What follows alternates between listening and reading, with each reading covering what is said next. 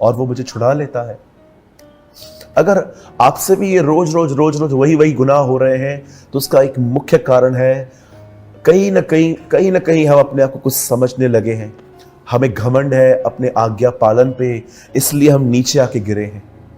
हमें नम्र बनना है। अगर आप सच में अपने इस आत्मिक घमंड से, जिसके कारण आपको अनुग्रह नहीं मिलता, मुझे आज भी याद है एक दिन मुझसे पाप हुआ, दूसरे दिन भी पाप हुआ, तीसरे दिन भी पाप हुआ। हर दिन शैतान मेरे मन में आके कहता था, आज का दिन कल से मत करना, आज आखिरी दिन बारी कर ले, कल तू मत करना। और मैं ये समझ ही नहीं पाया था लाइफ में, जब मैं आज अपने आप को कंट्रोल नहीं कर पा रहा हूं तो मैं कल कैसे करूंगा। और अगर मैं ये बिलीव करता हूं कि यस मैं कल कर लूंगा, इसका मतलब कहां ना कहां मैं स्वयं पे निर्भर हूं, जो कि घमंड है। आइए मैं आपको 3 रास्ते बताता हूं अपने आत्मिक घमंड से बाहर निकलने के। पहला, हमेशा इस बात को याद रखिए कि यीशु ने आपको पाने के लिए क्या कीमत चुकाई। बाइबल बताती है इंसान के पाप बड़े भारी हैं, वो सब कुछ बेचकर भी उसका दाम नहीं दे सकता।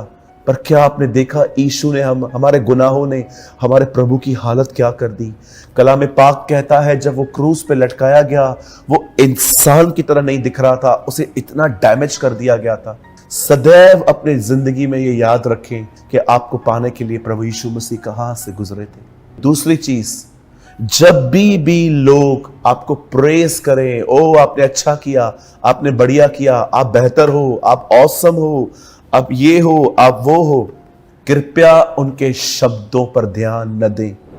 लोग तेरी बड़ाई करें तो करें, पर तू अपनी बड़ाई आप न करना। कई बार मैं देखता हूं जब हम कुछ अच्छा कर देते हैं तो हम छुपते नहीं हैं, हम रिस्पेक्ट ऑनर पाने के लिए खड़े रहते हैं कि यस मेरा भी नाम लो, मैंने भी काम किया था, ओ मैंने भी योगदान दिया था, मैंने भी सफाई करी थी, मैंने भी ये किया था, मैंने भी वो किया था।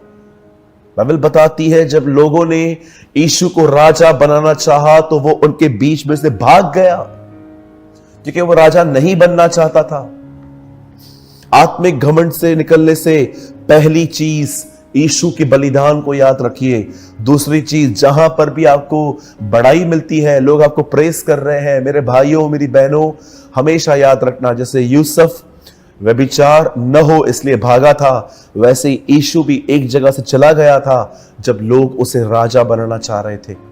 और तीसरी बात, अपने जीवन का स्टैंडर्ड कोई व्यक्ति मत रखिए, ओ ये विश्वासी बहुत आगे है, मैं इसकी तरह ही आगे बढ़ूंगा। नो, जैसे आप आगे बढ़ोगे आपके अंदर घमंड आ जाएगा। ओ अब मैं प्रार्थना भी करता हूं, अब मैं वचन भी पढ़ता हूं, अब मैं प्रचार भी कर सकता हूं, अब तो मैं इससे आगे बढ़ गया हूं। कंपैरिजन तुलना हमेशा घमंड को लेकर आती है। अपने आप को कंपेयर करना ही है तो यीशु मसीह के साथ कीजिए। आपसे पूछना चाहता हूं, और आपसे पूछने से पहले मैं अपने आप से भी यही बात पूछ रहा हूं, क्या आप यीशु की तरह नम्र बने हैं? इसको कंपेयर करें, इस तरह अपने आप को कंपेयर करें।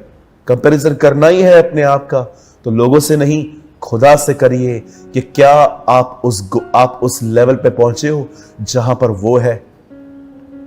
जी नहीं, कोई नहीं पहुंचा है। इसलिए हमें नम्र बनना चाहिए। पहली चीज, उसकी मृत्यु को याद रखिए। दूसरी चीज, जहां पर भी आपको बड़ाई मिले, एप्रिसिएशन मिले, वहां से भागिए। और तीसरी चीज, अपने आप को प्रभु के सामने कंपेयर कीजिए कि क्या आप उसकी तरफ बनते जा रहे हैं। मैं उम्मीद करता हूं आज आपने समझा होगा, जब हम प्रभु में आते हैं, हम उसके सामने अपने गुनाहों को मानते हैं, वो हमें अनुग्रह देता है।